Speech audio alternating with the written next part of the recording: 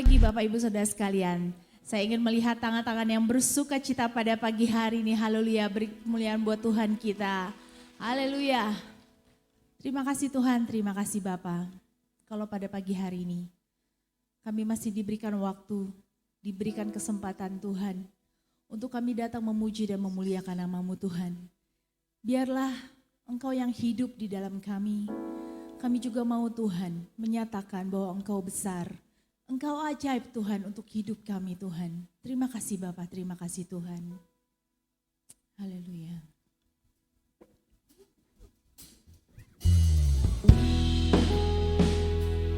Di hari ini Tuhan, kami ingin membawa korban syukur kami yang terbaik. Karena Engkau besar, karena Engkau ajaib. Haleluya, terima kasih.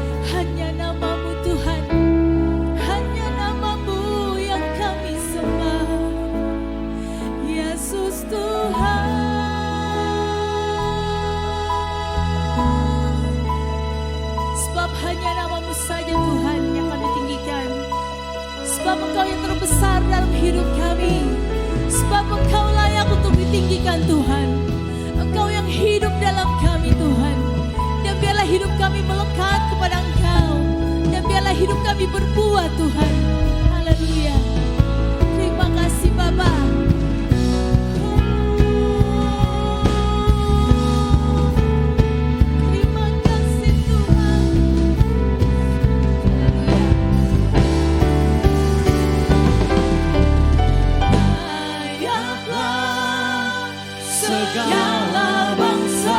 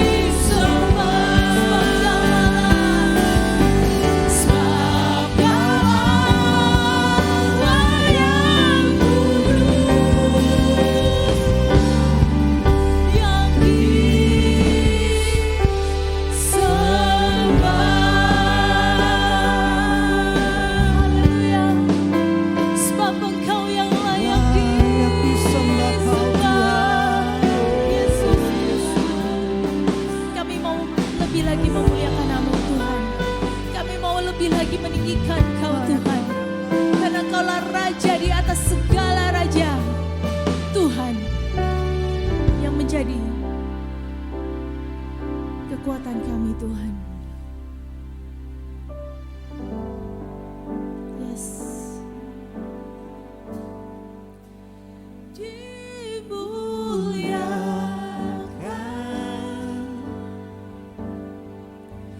ditinggikan, Yesus Tuhan, Kau Rajaku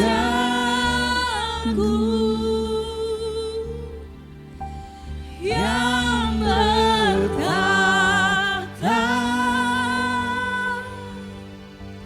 yang berkuasa,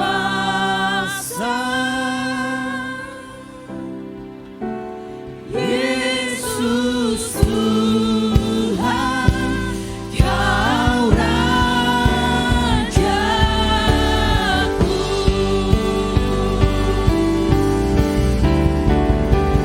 Dimuliakan,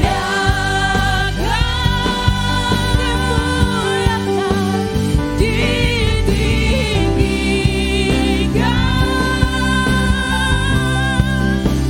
Yesus Tuhan, Kau Rajaku yang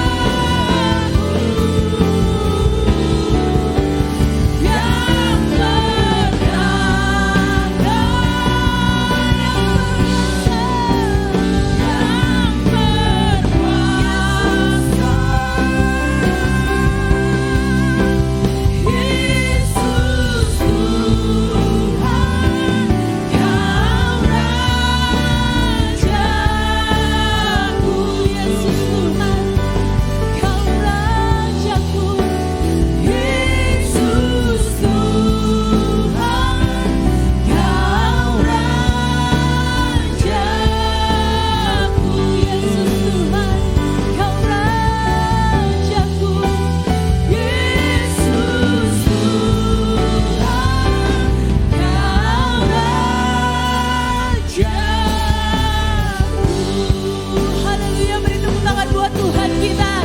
Engkaulah Tuhan, Yesus Tuhan, Engkaulah Raja buat hidup kami. Untuk itu Tuhan, pada pagi hari ini kami ingin lebih lagi dan lebih lagi membawa pujian kami, membawa penyembahan kami Tuhan, sebagai bentuk rasa syukur kami di hadapan-Mu. Terima kasih Bapak, terima kasih Tuhan. Kami peralaskan doa ini di dalam nama Tuhan Yesus. Haleluya. Amin. Beri salam kanan kiri, katakan Tuhan Yesus baik. Nyanyi bagi Dia. Tanggalkan bebanmu. Siapa yang pagi hari ini datang dengan kekhawatiran? Tanggalkan kekhawatiranmu dan nyanyilah bagi Dia. Haleluya. Angkatlah suaramu, puji dan serukan nama Yesus. Tanggalkan bebanmu, tak perlu khawatir, sebab Dia sanggup.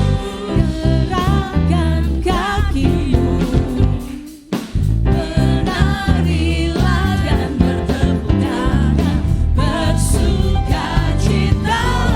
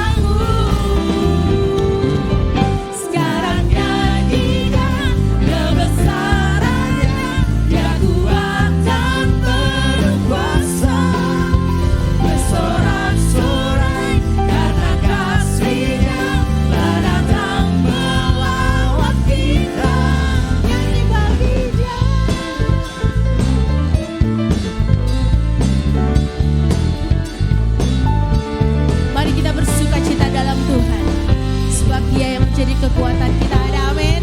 Haleluya.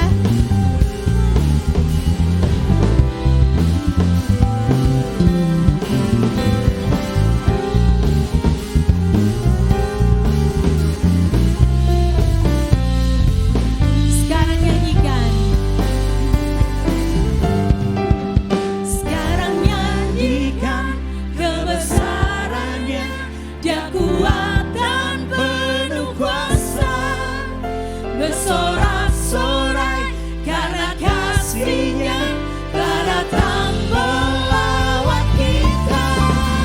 Sekarang nyanyikan kebesarannya, Dia kuat dan penuh kuasa, bersorak-sorai karena kasih-Nya telah datang melawat kita. Nyanyi bagi Dia, nyanyi bagi Dia, nyanyi bagi Dia.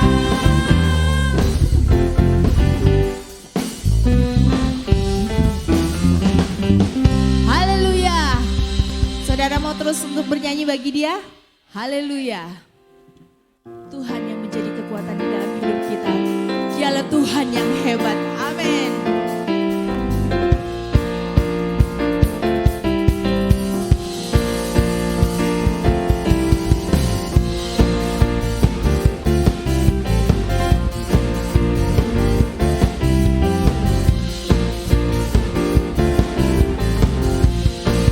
Mari bersama katakan. Kau yang hidup di dalamku, menjadikanku lebih dari pemenang. Seluruh bumi tinggikan nama-Mu, menyatakan kebesaran dan keagungan-Mu. Yesus, Tuhanku pemenang, Raja segala raja, perbuatanmu ajaib dan perkasa. Kaulah Tuhanku yang hebat, kuasa iblis dikalahkan, surga bumi bersorak. Haleluya.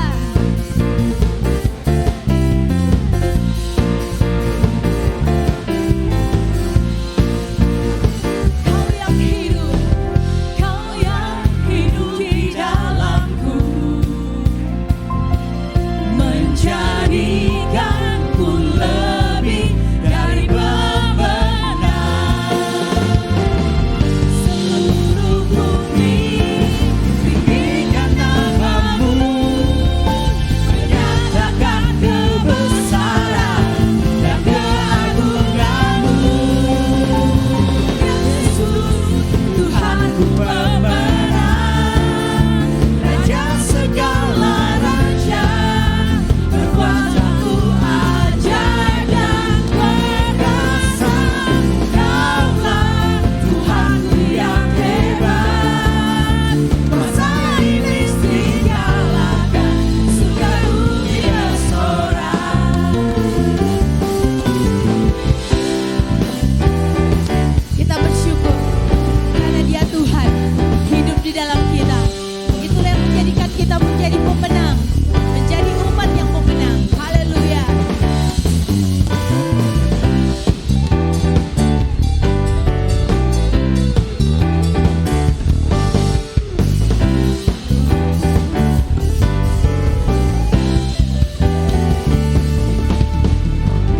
Seluruh bumi tinggikan nama-Mu, menyatakan kebesaran dan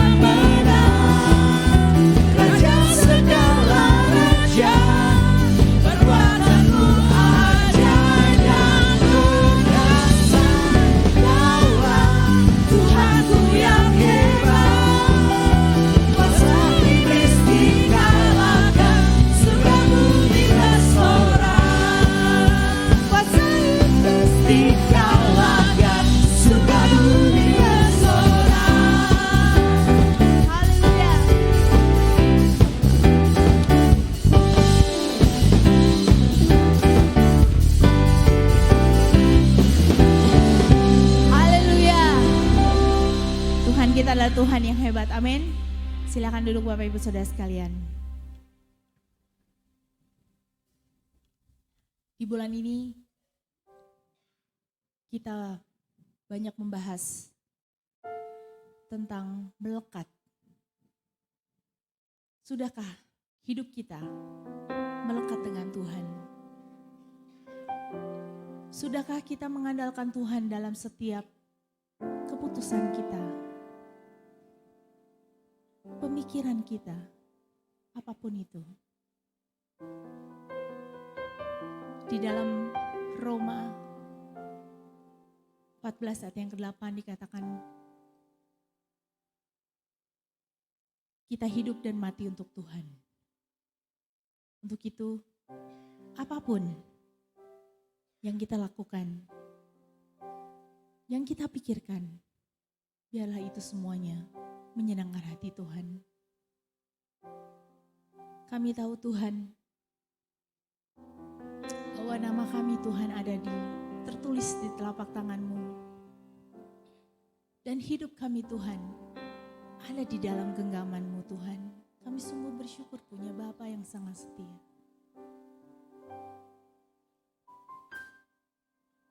Telapak tangan-Ku tertulis nama-Ku, di dalam genggaman-Mu seluruh hidupku. Sungguh banggaku punya Bapa seperti-Mu, yang tak pernah melupakanku. Di tengah badai hidup Kau menemaniku, di atas gunung batu Kau bawa diriku. Sungguh banggaku punya Bapa seperti-Mu, yang tak pernah meninggalkanku. Ku nyatakan Engkau Tuhan di hidupku, Tuhan di setiap ucapan dan perbuatanku. Ku nyatakan Engkau Tuhan di hidupku, Tuhan yang selalu ku sembah di setiap nafasku. Mari Bapak Ibu saya undang untuk bangkit berdiri. Kita nyanyikan di telapak tangan-Mu tertulis nama-Ku, di dalam genggaman-Mu seluruh hidupku. Sungguh banggaku punya Bapa seperti-Mu, yang tak pernah melupakanku. Di tengah badai hidup Kau menemaniku, di atas gunung batu Kau bawa diriku. Sungguh banggaku punya Bapa seperti-Mu, yang tak pernah meninggalkanku. Ku nyatakan Engkau Tuhan di hidupku, Tuhan di setiap ucapan dan perbuatanku. Ku nyatakan Engkau Tuhan di hidupku, Tuhan yang selalu ku sembah di setiap nafasku. Ku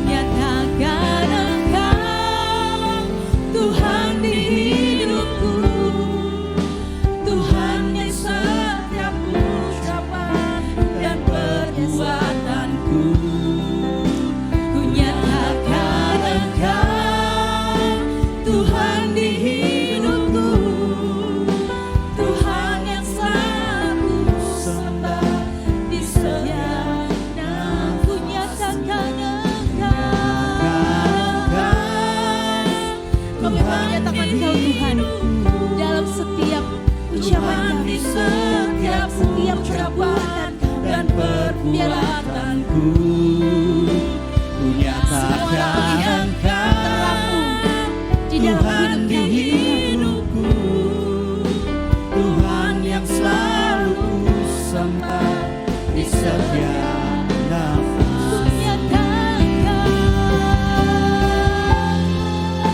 Tuhan di hidupku, Tuhan di setiap ucapan dan perbuatanku, ku nyatakan Engkau Tuhan di hidupku, Tuhan yang selalu ku sembah di setiap nafas.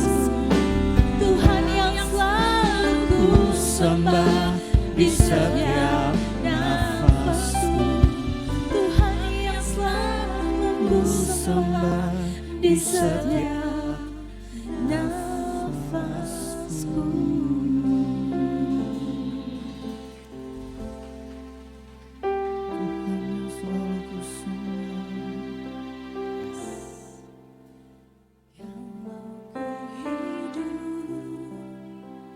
Ku hidup bagimu, hatiku tetap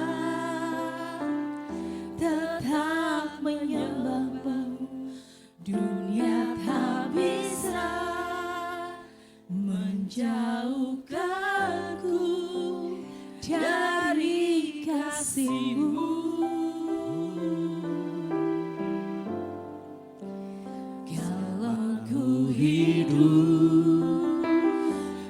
hidup bagimu, mataku tetap memandangmu. Dunia tak bisa menjauhkanku dari kasih-Mu.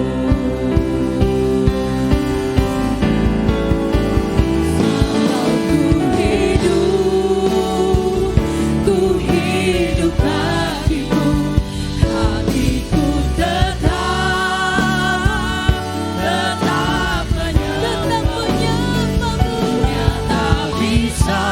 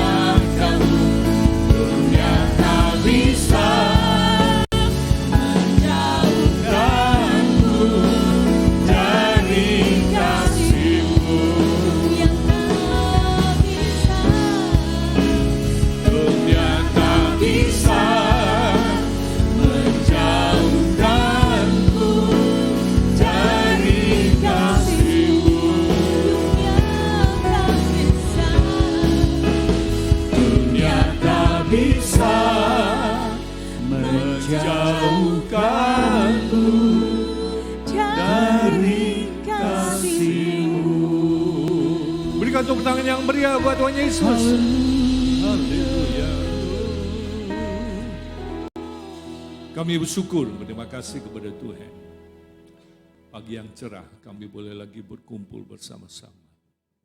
Memuji, membesarkan nama Tuhan. Kami boleh mempersembahkan korban syukur kami dalam bentuk pujian kepada Tuhan. Sebentar hamba-Mu akan menguraikan firman Tuhan. Urapi dengan kuasa-Mu. Supaya beran firman Tuhan kami boleh dengar dengan baik. Kami boleh mengerti akan kehendak Tuhan, rencana Tuhan dalam hidup kami. Kalau ada roh yang mengganggu kami, merampas perhatian kami tolak, kami patahkan dalam nama Tuhan Yesus.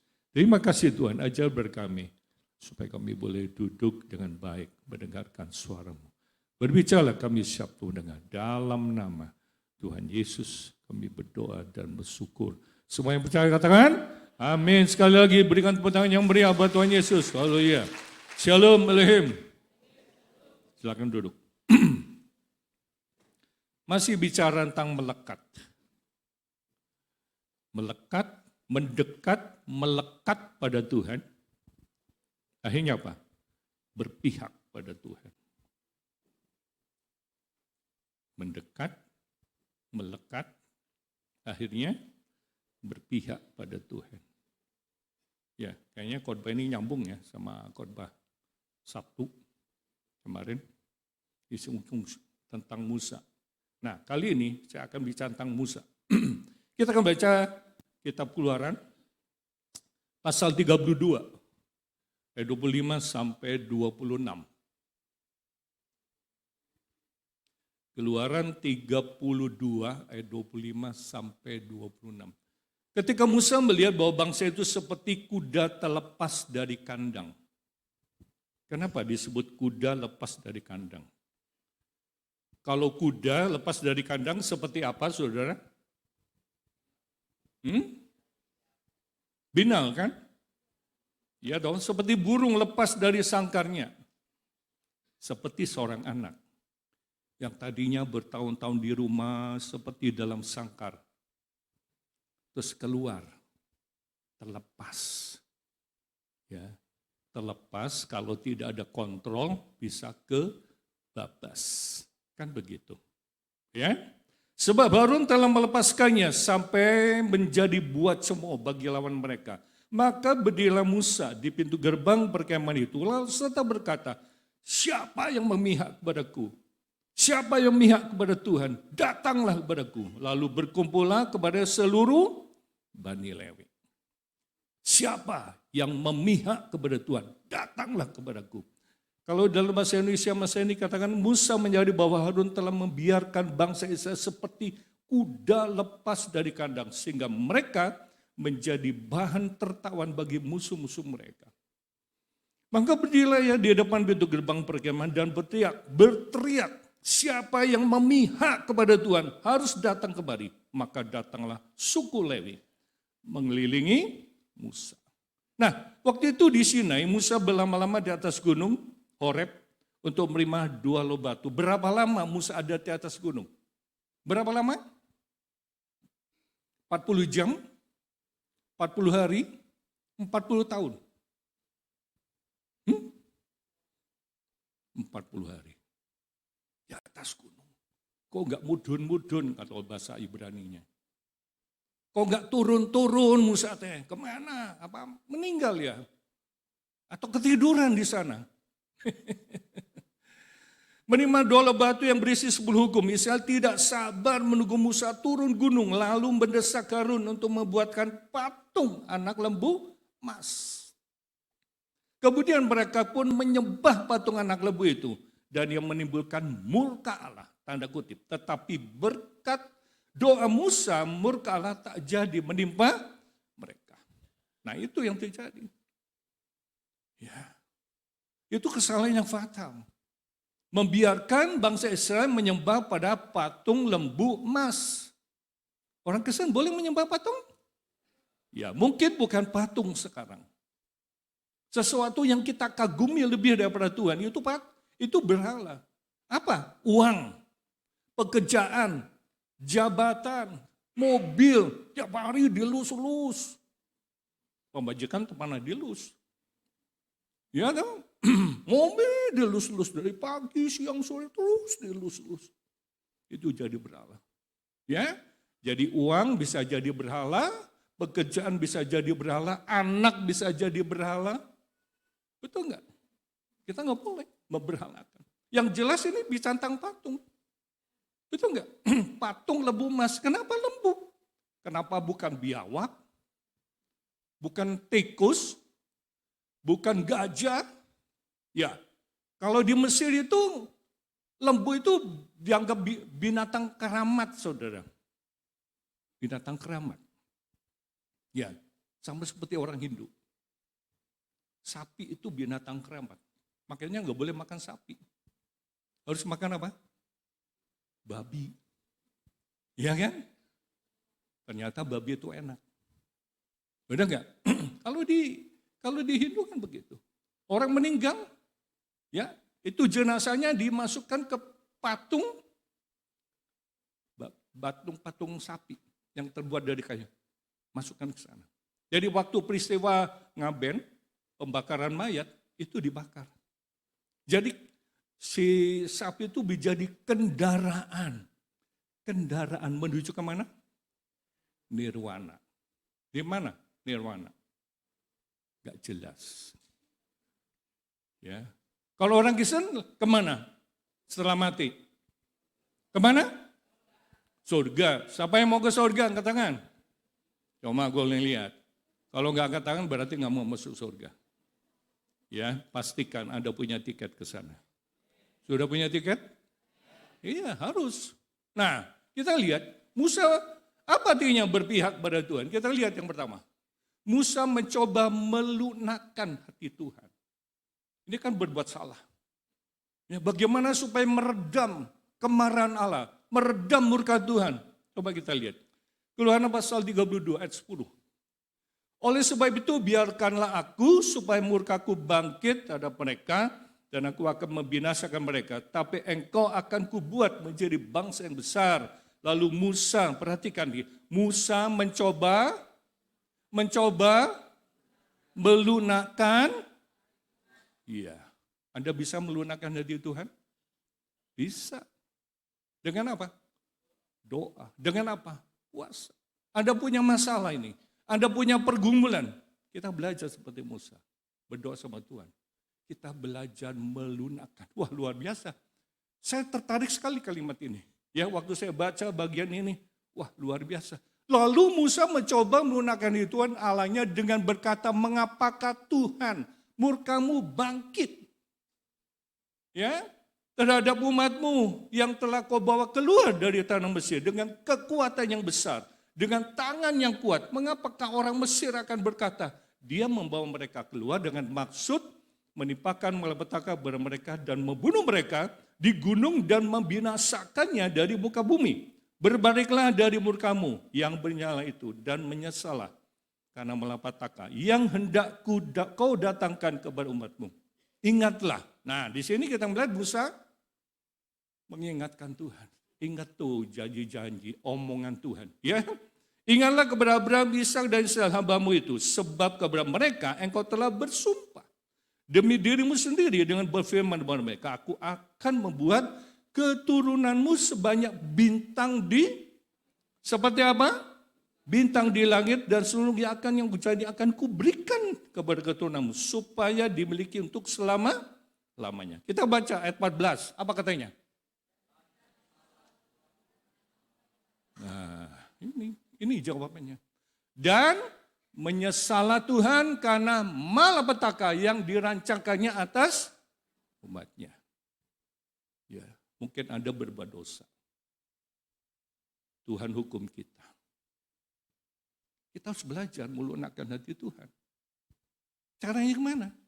Ya doa. Datang sama Tuhan. Belajar menedahkan diri di hadapan Tuhan. Mungkin ada masalah-masalah yang hari-hari ini sedang membuat Anda menjadi berat, gak bisa ngapa-ngapain. Ini berdoa sama Tuhan.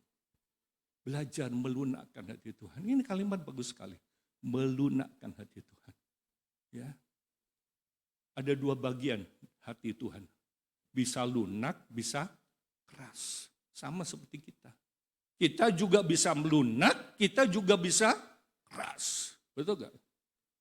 Kalau saudara kepahitan sama orang lain berarti hatimu siapa? Keras, atos. Iya kan?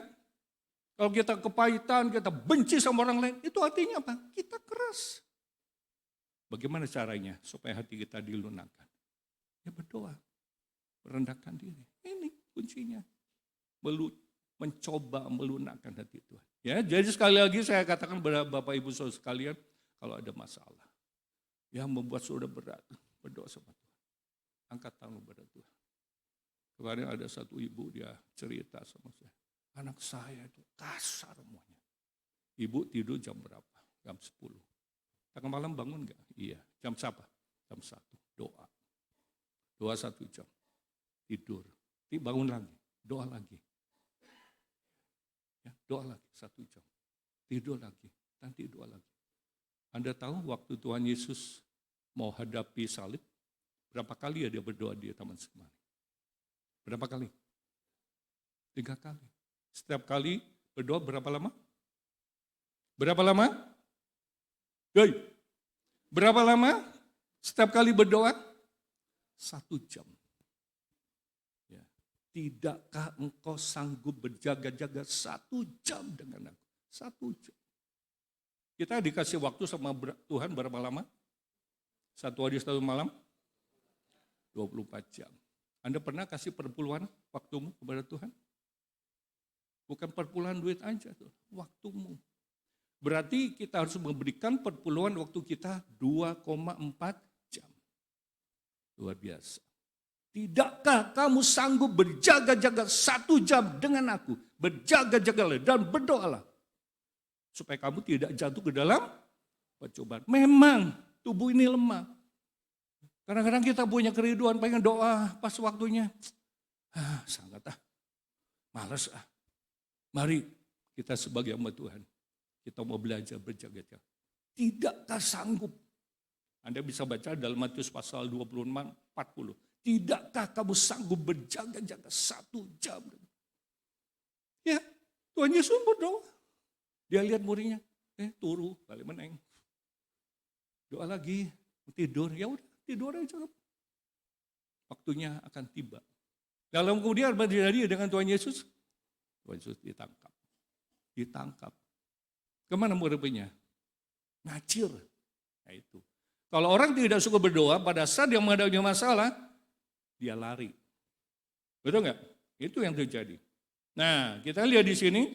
Namun demikian, orang-orang yang terlibat langsung dengan pemujaan harus dihukum. Untuk itu dibutuhkan pelaksana sebagai wakil Allah. Maka Musa menantang, siapa yang memihak kepada Tuhan, datanglah kepadaku. Dan ternyata suku Lewi yang tampil, orang-orang Lewi ini lalu menindak orang-orang Israel yang berbuat dosa. Akibatnya apa? 3.000 orang. Berapa? 3.000 orang dibunuh. Ya ini yang terjadi, 3.000. Jadi orang yang menyembah berhala, ayo angkat pedangmu, sikat mereka habis. Luar biasa. Dosa jangan ditutupi. Dosa harus dibereskan. Amin. Nah, kita lihat yang kedua. Musa harus tegas terhadap dosa. Harus tegas. Ya. Dosa itu harus dikutuk. Kita akan baca Keluaran pasal 32 ayat 27 sampai 29. Berkatalah ia kepada mereka, beginilah firman Tuhan Allah Israel. Baiklah kamu masing-masing mengikatkan pedangnya pada pinggangnya, berjalanlah kian kemari melalui perkemahan itu dan dari pintu gerbang ke pintu gerbang. Dan biarlah masing-masing membunuh saudaranya dan temannya dan tetangganya. Kita baca ayat 28. Bani Lewi melakukan seperti yang dikatakan Musa dan pada hari itu tewaslah berapa ribu orang? 3.000. Banyak kan 3.000? Akeh saudara, 3.000. Artinya apa? Di sini Musa tegas. Kita sebagai orang Kristen kita juga harus tegas terhadap dosa. Kalau ada anggota keluargamu, suamimu, istrimu, anakmu berbuat dosa, kita harus tegas. Tegasnya gimana? Orang itu harus bertobat, harus kembali kepada Tuhan. Kalau nggak tegas, bahaya. Bisa dibunuh. 3.000. Luar biasa. Tapi lain hal pada hari Pentakosta. Terbalik dengan peristiwa Pentakosta. Apa yang terjadi? Petrus berkhotbah, berapa orang yang bertobat? 3.000 juga. Luar biasa ya. Coba kita baca Kisah Rasul 2:41. Kisah Rasul 2. Orang-orang menerima perkataan itu memberi diri baptis dan pada hari itu jumlah mereka bertambah kira-kira 3.000 jiwa. Oh, banyak. Anda tahu Kristus punya murid berapa? 12. Dari 12 menjadi 70. Dari 70 menjadi 120. Dari 120 menjadi 3.000. Waktu hari sebelum menjelang Pentakosta, waktu murid-murid Tuhan sedang berkumpul, itu ada 120 orang yang berdoa. Menunggu janji Bapa, menunggu Pentakosta. 120. Dimulai dari 12. Bertambah menjadi 70. Dari 70 bertambah menjadi 120. 120 bertambah jadi 3.000. 3.000 menjadi berapa? 5.000. Jadi 5.000 menjadi berapa? Tak terhingga sampai hari ini. Luar biasa. Ya, ini yang terjadi. Ya, banyak orang percaya akan yang dikatakan oleh Petrus, lalu mereka dibaptis, maka jumlah orang percaya pada itu bertambah lagi dengan 3.000. Nah, mari kita menyimak ungkapan memihak kepada Tuhan ini dengan sebagai orang beriman, sebagai orang percaya, kita harus bersikap seperti siapa? Orang Lewi. Tegas, Musa tegas, bunuh mereka semua. Dibunuh, saudara. Artinya apa? Kita tidak boleh kompromi dengan dosa. Coba kita baca, Mazmur 45 ayat 8. Engkau mencintai keadilan dan membenci kefasikan, sebab itu Allah Allahmu telah mengurapi engkau dengan minyak sebagai tanda kesukaan melebihi teman sekutumu. Mencintai keadilan, membenci kefasikan. Apa itu artinya fasik? Fasik itu jahat, fasik itu tidak mengenal Tuhan. Fasik itu artinya tidak mengabaikan perkara-perkara itu fasik. Di dunia ini hanya ada dua kelompok yang besar, orang fasik dan orang benar. Orang yang beriman dengan orang yang tidak beriman. Kalau fasik itu jahat. Kejahatan terjadi di mana-mana. Pembunuhan terjadi di mana-mana. Luar biasa, saudara. Kita baca lagi. Mazmur 97 ayat 10.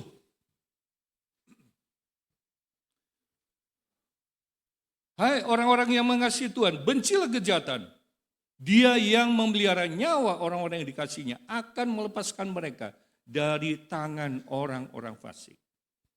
Kamu yang mencintai Tuhan, bencilah kejahatan, sebab Tuhan melindungi hidup umatnya yang membebaskan mereka dari kuasa orang durhaka. Fasik itu identik dengan orang durhaka. Apa artinya durhaka? Melawan Tuhan. Kita sebagai umat Tuhan, sebagai orang percaya, kita tidak boleh melawan Tuhan. Mazmur 119, ya, ayat 163. Aku benci dan merasa jijik terhadap dusta, tetapi Tauratmu ku cintai. Ada cinta Alkitab? Ada cinta firman Tuhan? Luar biasa. Segala dusta ku benci, tapi hukummu ku cintai. Nah itu. Kita sebagai anak Tuhan, kita harus tegas terhadap dosa. Kita tidak boleh kompromi dengan dosa. Betul nggak? Jadi kalau ada anggota keluarga kita yang berbuat dosa, berbuat kejahatan, langsung ditegur, jangan dibiarkan. Siapa aja dia. Ya, mau anak, mau istri, mau suami, orang tua, ada sebagainya. Tegas. Anda mau tegas? Iya. Pemerintah juga tegas. Betul nggak? Kita lihat berikutnya. Musa meminta pengampunan kepada Allah. Keluaran 32 ayat 30 sampai 33. Keesokan harinya berkata Musa kepada bangsa itu, kamu ini telah berbuat dosa besar, berdosa besar. Penyembahan berhala itu merupakan dosa yang besar. Ya. Tetapi sekarang aku akan naik menghadap Tuhan. Mungkin aku akan dapat mengadakan perdamaian karena dosamu itu. Ya, ini beban yang berat buat Musa. Gara-gara Israel berbuat dosa menyembah patung. 3.000 orang tewas. Kali ini Musa naik lagi ke atas gunung. Ngapain? Untuk berdamai dengan Allah. Ya toh? Kapan kita bisa berdamai dengan Allah? Kalau kita datang dengan Tuhan. Kalau kita beriman, percaya Yesus, kita akan ya. Dalam Roma pasal 5 ayat 1, karena iman kita dibenarkan, karena iman kita memperoleh apa? Damai sejahtera. Kita harus punya damai sejahtera dengan Allah. Kalau kita punya hubungan yang baik dengan Tuhan, pasti kita punya hubungan baik dengan sesama. Kalau kita punya hubungan yang baik dengan sesama, dengan suami, istri, orang tua, anak, dan sebagainya, pasti kita bisa berdamai dengan musuh kita.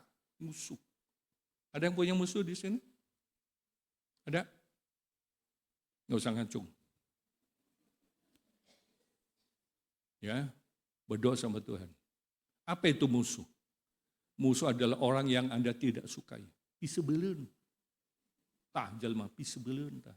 Nampok aja. Pernah nggak soal lihat orang itu? Jangan kan nampok banget. Dengar namanya aja disebut. Geleh.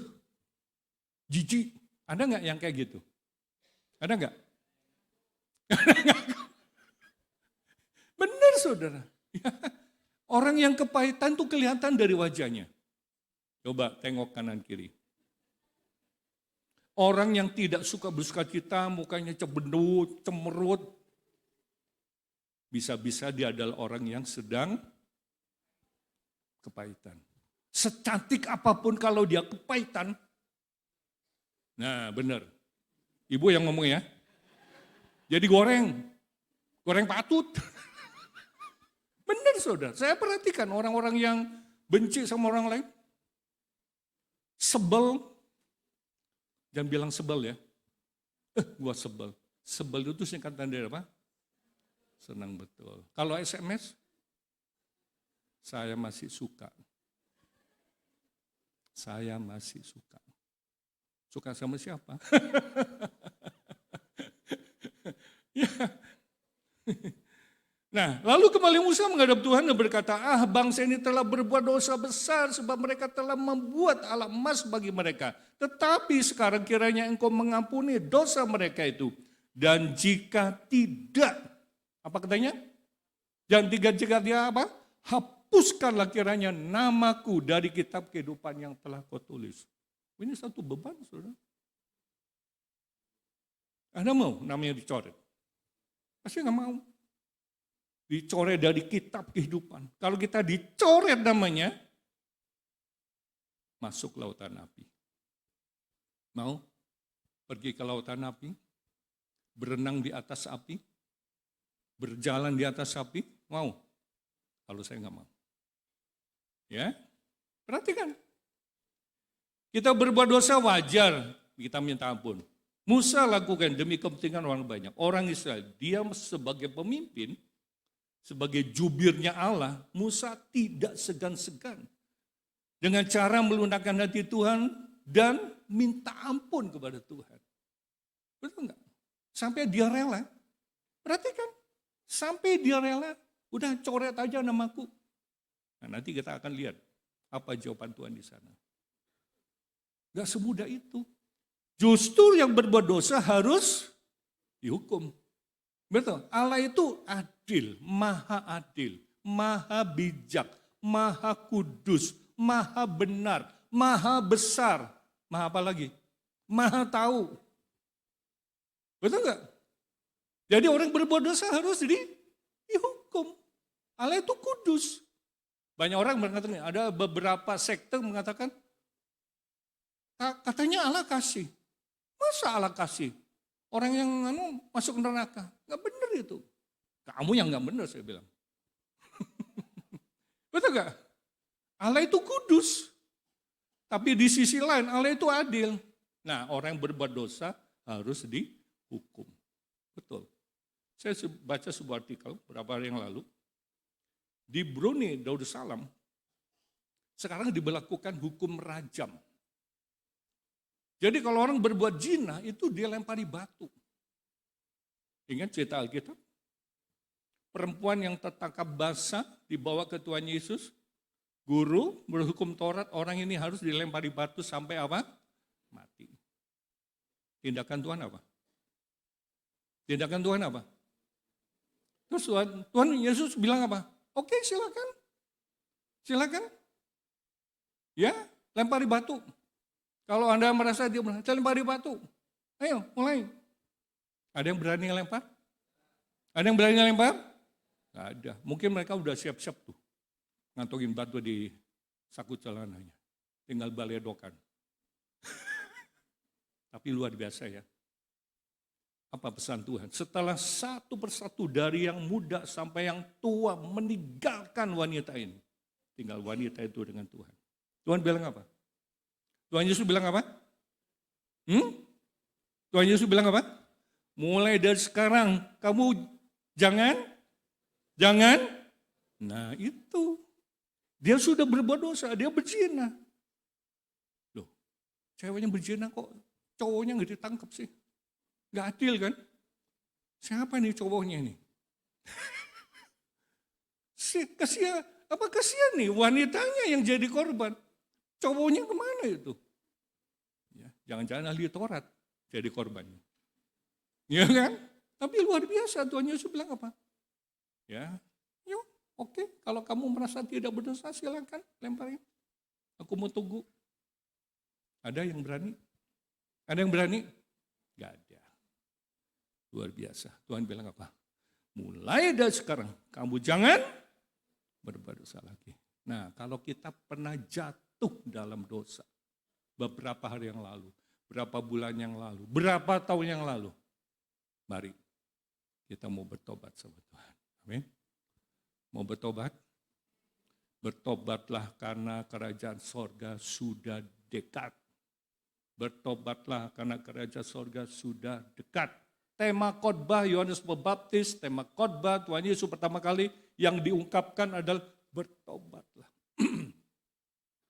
Apa artinya bertobat? Berbarikalah. Seperti orang berbaris. Ya.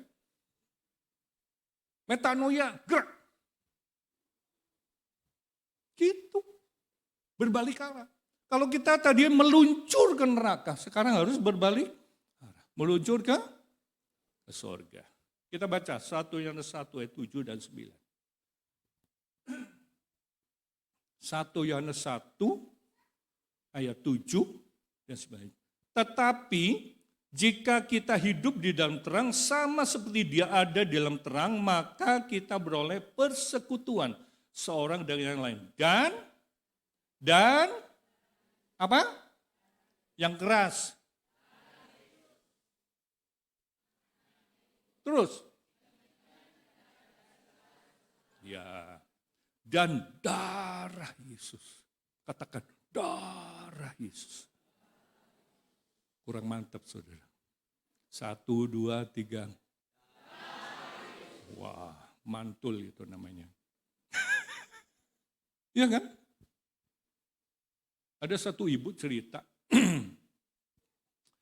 Anaknya lagi bikin skripsi. Ternyata si dosennya itu namanya Satrak ya. Killer saudara. Terus dosennya bilang, kamu dari gereja mana? GBT, darah Yesus. Wah, serem amat katanya.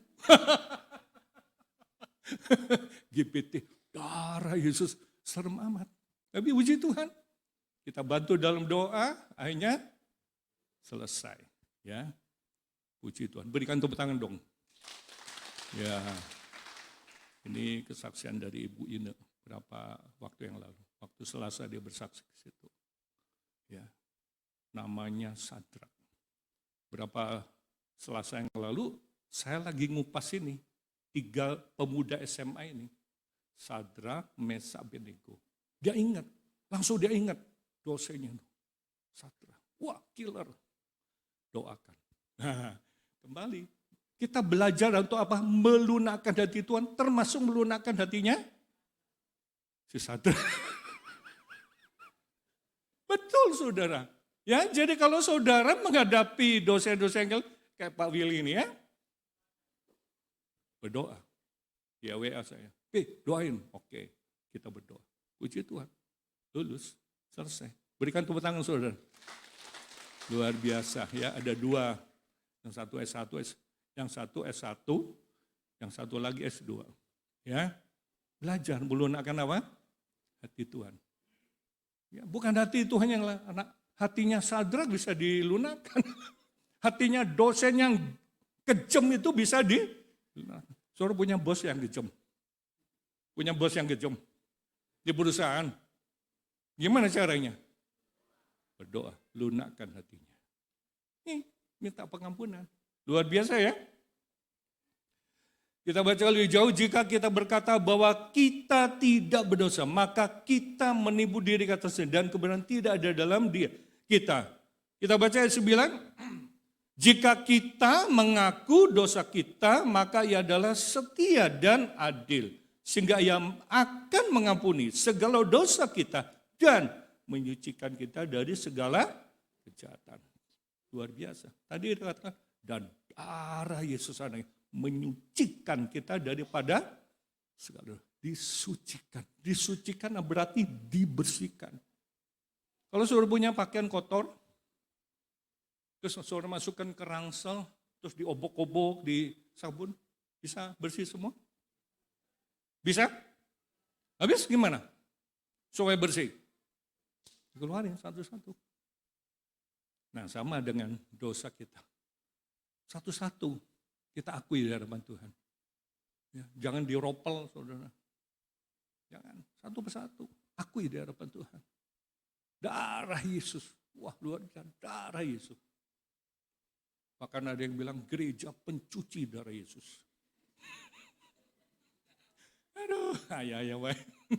Ya, jika kita mengaku dosa kita, ngaku kan enteng saudara. Betul gak? Kalau dalam persidangan orang terdakwa melakukan kejahatan, dia ngaku, cepat beres ya Pak ya. Kalau dia berbelit-belit, muter-muter ke sana kemari, gak beres-beres. Ya, pasti hakimnya marah.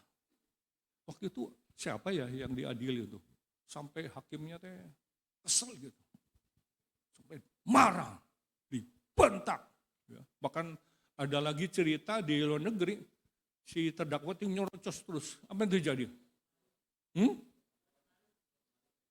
Oh, bukan marah ya? Iya. Di luar negeri pernah kejadian, sampai si hakimnya bawa lakban saudara. Serius. Dibebet sini, dibebet dari atas ke bawah.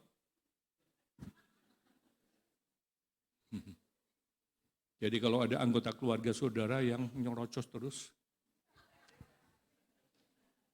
ada enggak? Beli lakban.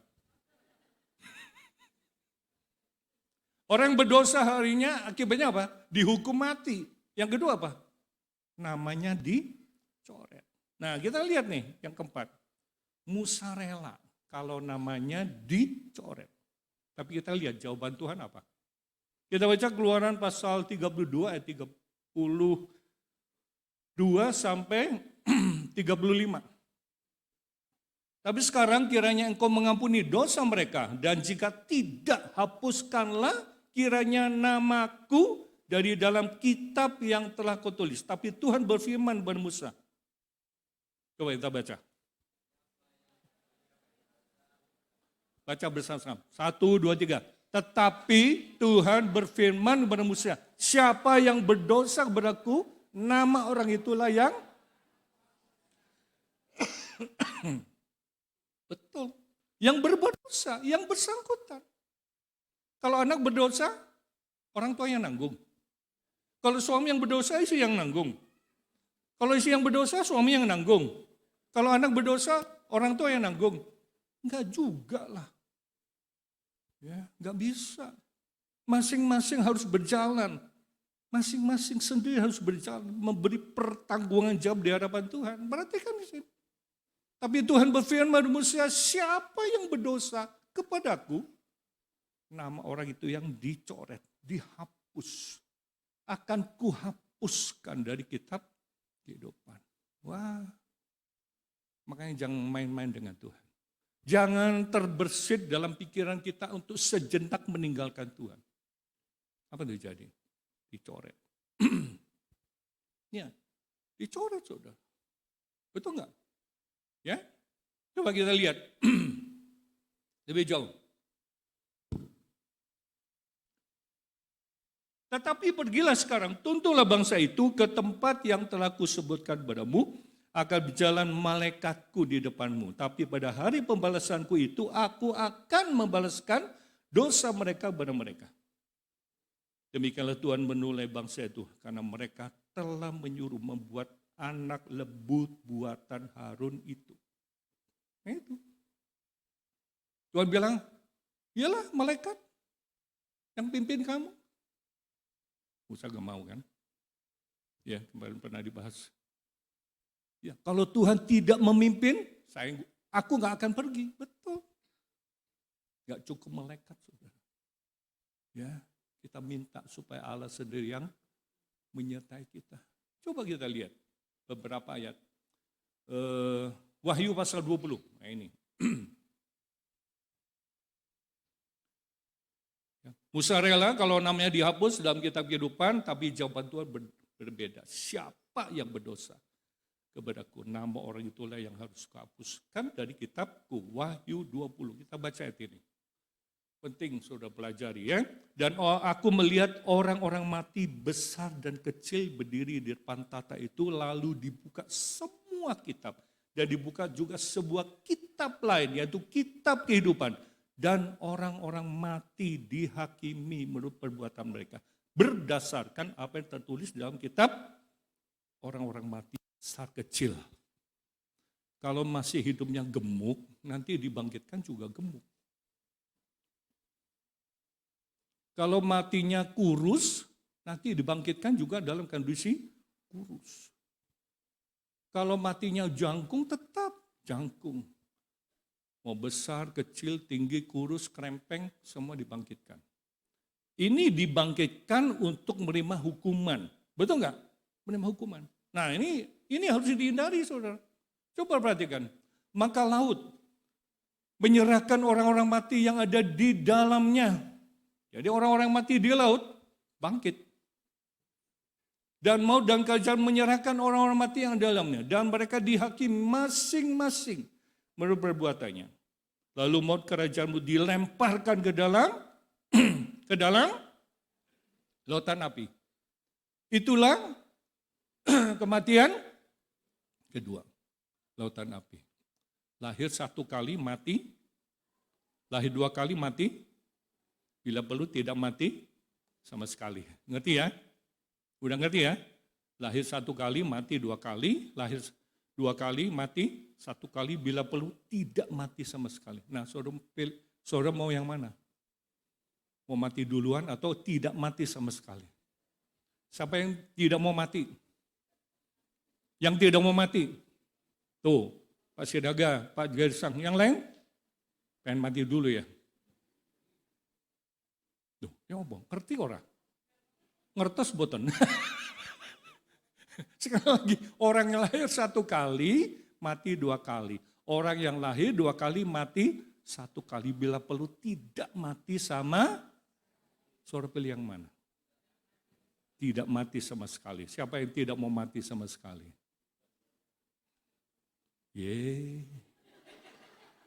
Coba yang di atas, mau pilih yang mana coba? Mau mati dulu atau tidak mau mati? Kalau saya nggak mau mati, langsung diangkat, langsung rapture, amin? Mau? Mau hidup 100 tahun? Sehat, kudu sehat. Saya harus sehat. Ya perhatikan ini.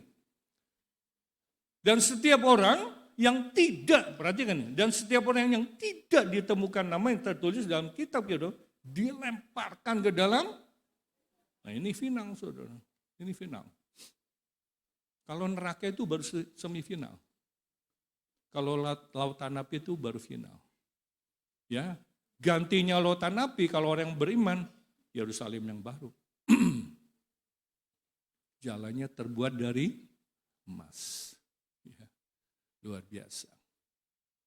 Kemarin saya bayar metrik, mereka pakai seragam kuning-kuning. Ada pakai kuning, ada warna merah. Ibu tahu nggak, bapak tahu nggak warna kuning itu warna apa? Warna emas.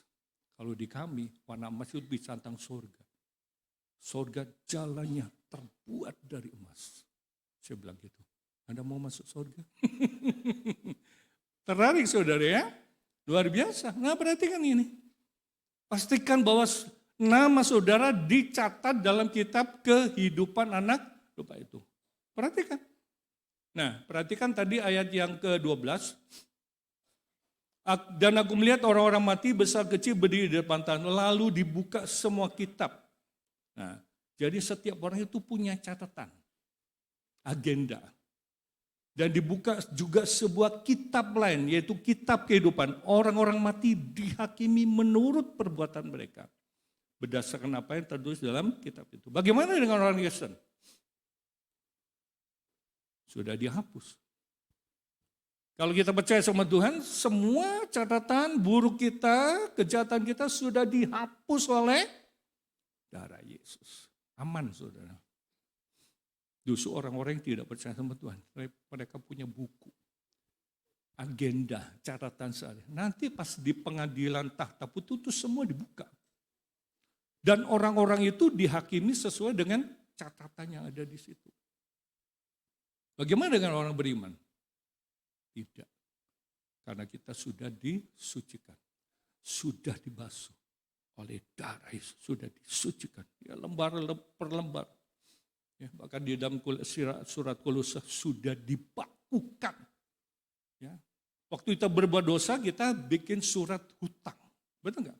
Surat hutang. Tapi itu sudah dibakukan di atas kayu salib. Luar biasa.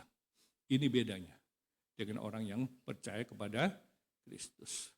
Baik, kita lihat yang terakhir.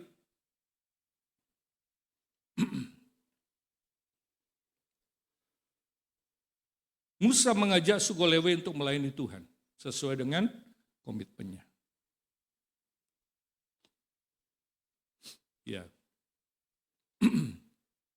justru saya tempatkan ini pada poin terakhir. Musa mengajak. Kita baca Keluaran pasal 32 ayat 29. Kemudian berkata Musa, baktikanlah dirimu mulai hari ini kepada Tuhan masing-masing dengan membiarkan jiwa anaknya laki-laki dan saudaranya, yakni supaya kamu diberi berkat pada hari ini. Baktikanlah dirimu. Ya. Jadi setelah suku Lewi membasmi sekitar 3.000 orang dibunuh, Musa kata apa? Baktikan dirimu. Baktikan dirimu mulai hari ini. Ya, jadi suku Lewi direkrut oleh Tuhan untuk melayani. Ya. Siapa suku Lewi kalau sekarang? Ya ini pemain-pemain musik, pemain drum dan sebagainya, orang yang jadi sing itu kita suku Lewi, kita imam-imam. Betul enggak? Dikatakan lebih jauh keesokan hari yang berkata Musa kepada bangsa itu, kamu ini telah berbuat dosa, tapi sekarang aku akan mengaik menghadap Tuhan. Mungkin aku akan dapat mengadakan perdamaian karena dosamu. Lalu kembalilah Musa menghadap Tuhan, berkata, bangsa yang telah berbuat dosa besar sebab mereka telah membuat Allah emas bagi mereka. Tapi sekarang kiranya engkau mengampuni dosa mereka, dan jika tidak, hapuskanlah kiranya namaku dari dalam kitab yang telah kutulis. Tapi Tuhan berfirman kepada Musa, siapa yang berdosa kepadaku, nama orang itu yang akan kuhapuskan dari kitab itu. Baktikan dirimu, layani Tuhan. Layani Tuhan dengan serius. Layani Tuhan dengan sungguh-sungguh. Luar biasa. Ya, kenapa? Karena suku Lewi tidak punya tanah-tanah pengembalaan. Nah, suku Lewi ini satu suku. Dari mana mereka hidup? Dari 11 suku. Ya, perpuluhan-perpuluhan dari 11 suku itu diberikan kepada suku Lewi untuk menghidupi mereka. Ya, itu enggak seperti hamba Tuhan. Hamba Tuhan hidup dari mana? Kami hanya suku Lewi. Hidup dari mana? Ya dari jemaat. Ya, kalau gereja-gereja aliran Protestan itu kan digaji. Kita enggak digaji, saudara. Bukan pengurus yang gaji. Yang gaji itu saudara sebetulnya. Betul enggak? Itu yang terjadi. Ya, mari kita baca yang terakhir 1 Petrus 2 ayat 9 sampai 10. Silakan pemain musik ke atas.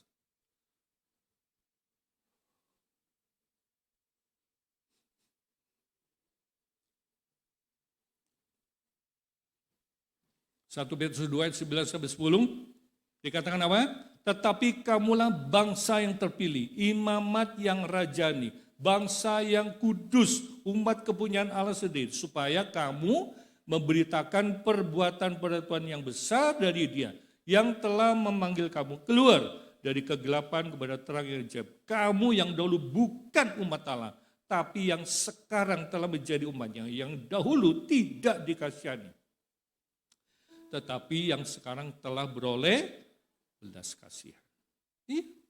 Siapa orang Lewi sekarang? Semua orang yang percaya. Ya, semua orang yang beriman boleh melayani Tuhan. Ya toh? Kalau dalam perjanjian lama hanya suku Lewi. Itu semua yang ngurus ya. Kan di suku Lewi itu kan ada bani-bani ya. Bani kek, bani macam-macam itu ya. Masing-masing bani-bani itu, suku-suku itu ngurusin perabotan-perabotan tabernakel dan sebagainya. Luar biasa. Ya. Puji Tuhan. Tuhan Yesus berkati kita semua.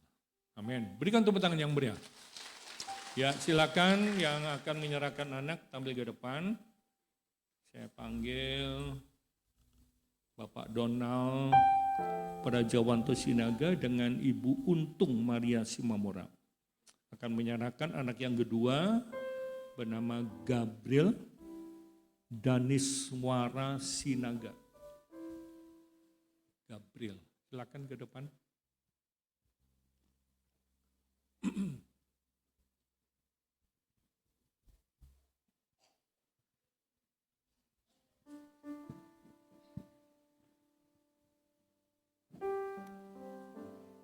Kita nyanyikan satu pujian, melayani lebih sungguh.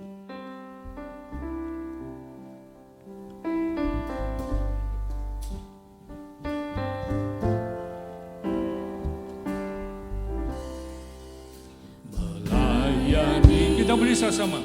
Melayani lebih sungguh.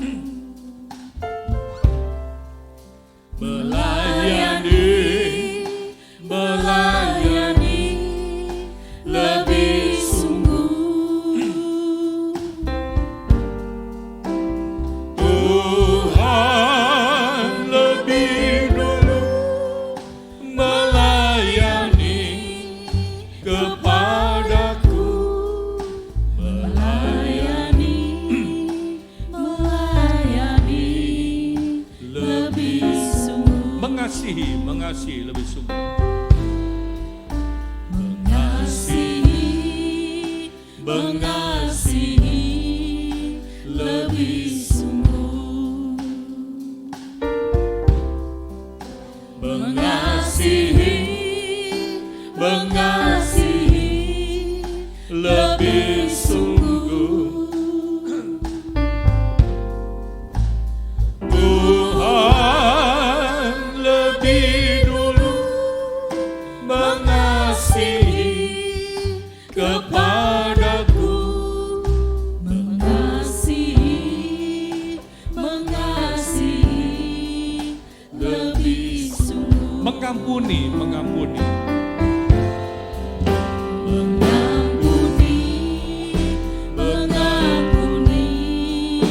Lebih sungguh. Mengampuni lebih sungguh. Tuhan lebih dulu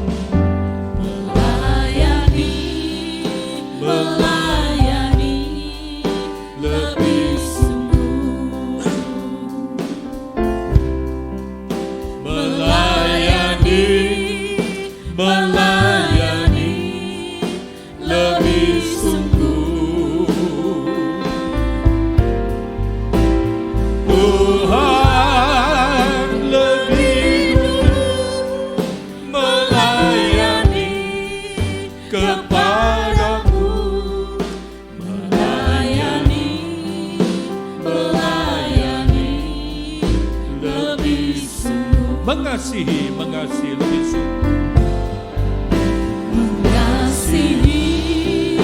Mengasihi lebih sungguh. Mengasihi lebih sungguh. Tuhan lebih dulu mengasihi kepadaku, Mengasihi lebih sungguh. mengampuni lebih sungguh. Mengampuni lebih sungguh. Terima kasih Tuhan. Mengampuni lebih sungguh. Tuhan Lebih dulu mengampuni kepadaku. Mengampuni lebih sungguh. mengampuni lebih sungguh. Mengampuni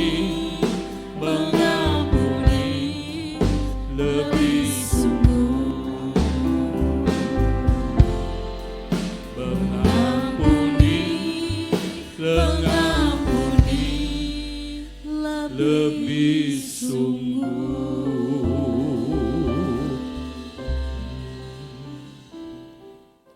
Kita sudah dengar firman Tuhan.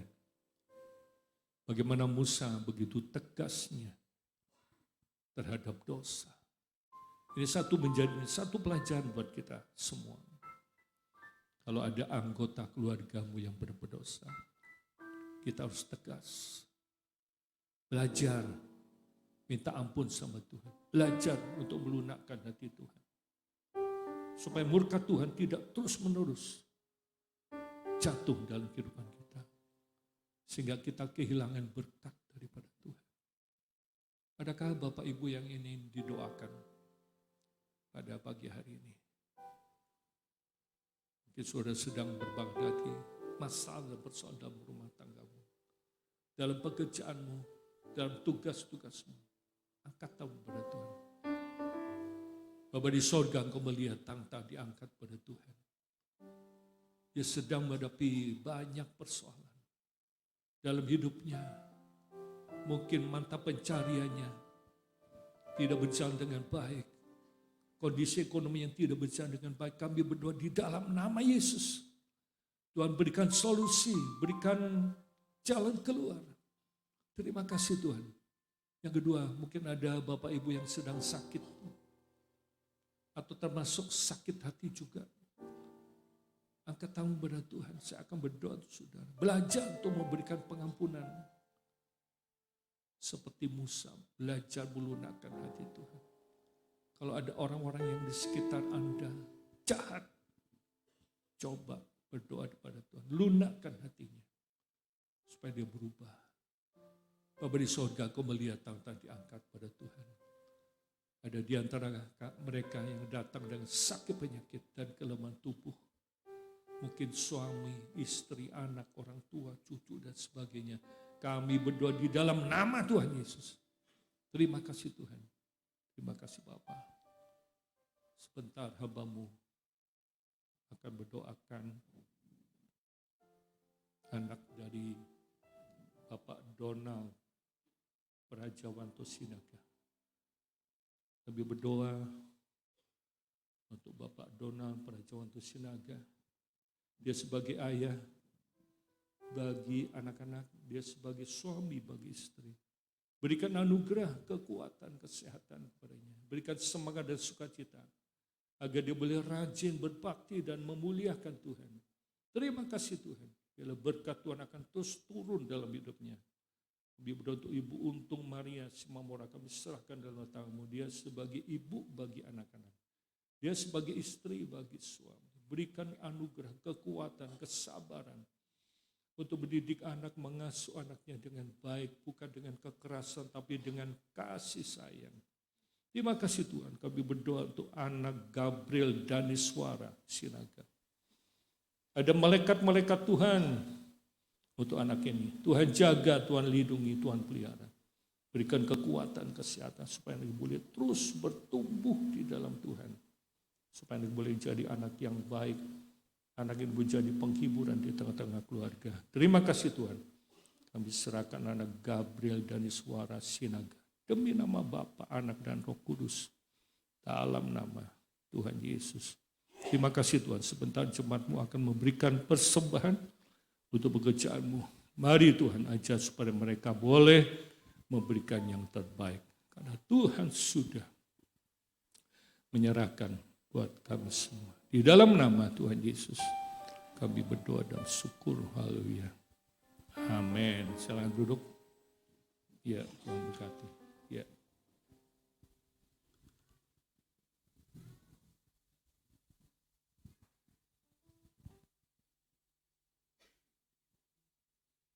Kita akan memberikan persembahan. Saya mengundang petugas kolektan. Jalan hidup orang benar.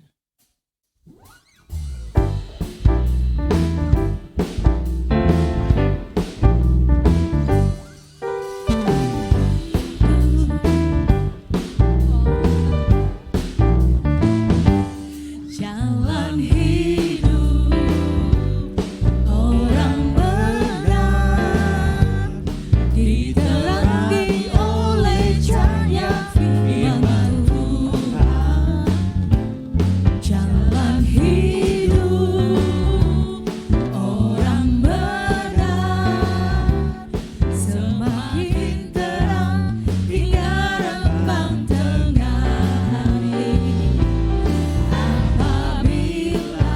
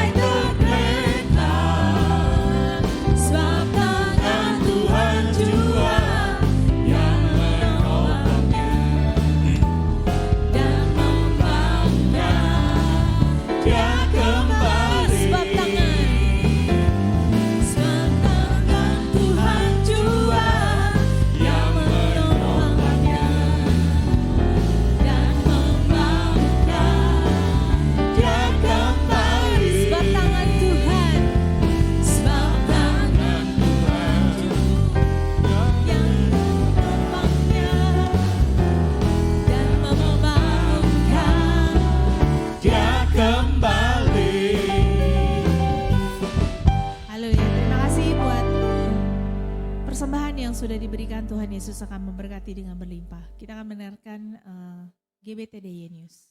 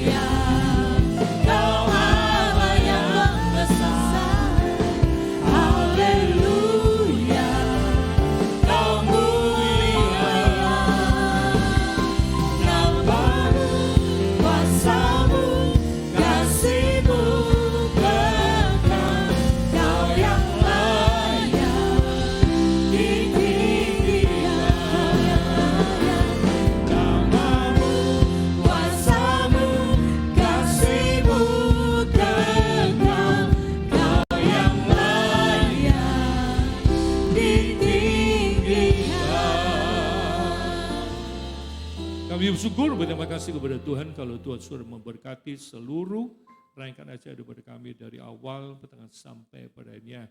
Memberkati puji-pujian, berkati firman Tuhan, berkati tangan yang sudah memberikan persembahan ujianmu, baik untuk tas, buat pembangunan, Tuhan Yesus akan balas dengan berlimpah-limpah. Rencana besok akan diadakan pertama kali pembongkaran ruang kana yang akan direnovasi. Membutuhkan waktu sekitar 3 bulan, membutuhkan uang juga, membutuhkan dana juga. Bila Tuhan akan memberkati semua sidang Jumatmu. Terima kasih Tuhan, berkati saudara kami yang sudah melayani, baik sebagai worship leader, singer, pemain musik, petugas, multimedia, bahkan kami semua yang hadir, kuatkan kami dan teguhkan kami, supaya kami boleh tetap rajin dan setia mengiring kepada Tuhan. Terima kasih Bapa. Bila kami boleh semakin mendekat, melekat, dan akhirnya kami boleh berpihak kepada Tuhan. Terima kasih Bapa. Tadakan tanganmu, terima berkat kepada Tuhan. Tuhan memberkati engkau dan melindungi engkau. Tuhan dari engkau dengan wajahnya dan memberi engkau kasih karunia. Tuhan menghadapkan wajahnya kepadamu dan memberi engkau damai sejahtera. Kiranya segala berkat jasmani, berkat rohani dan berkat materi. Berkat dia datang dari Allah Bapa. Kasih sayang daripada Tuhan Yesus persekutuan dengan Roh Kudus menyertai saudara mulai pagi hari ini sampai Tuhan Yesus datang kembali. Di dalam nama Tuhan Yesus kami berdoa dan bersyukur.